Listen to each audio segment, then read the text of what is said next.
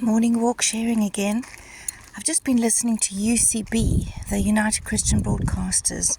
It was a really interesting talk about neuroplasticity and how Paul was so advanced then already in Romans, saying how our minds can be transformed by the renewal of your minds. And she was talking about, also Philippians, thinking upon good things and looking up to the hills, and how even just getting out of that negative thought loop by changing where your eyes are looking, but from a biblical perspective, sharing just some really, really handy stuff. And on my journey, I'm committing to changing my thoughts. I'm committing to changing my habits. It's not always been easy, but wow, is it worth it? So this morning I'm going for my sea swim again. Obviously in a very grateful situation that I can do this because I live by the sea. Also very grateful because I am in a situation where I don't have to be working at 6 a.m. I did do that when I was a nurse, and I have worked 3 jobs before, but I'm in a kind of grace space where I am working less hours but trying to do less better, if that makes sense. And because of that, I've saved about £300 a month on medical bills. In Guernsey we don't have the NHS, and although you can get medical cover through like a medical aid, they don't pay for certain related issues that I had. But I'm really grateful to say I haven't had proper hemiplegic migraines now for 7 months. And sometimes that slower pace is amazing what it can do to health.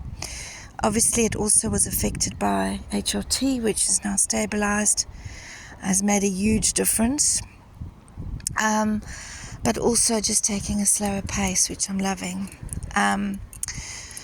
So yeah, I'm going in. It's a bit grey and it's probably going to be really cold. I know it's good for my body and my mind, and I want to serve the Lord with my body and my mind and my heart and my soul and everything. So this morning an encouragement is, I showed you my ring the other day.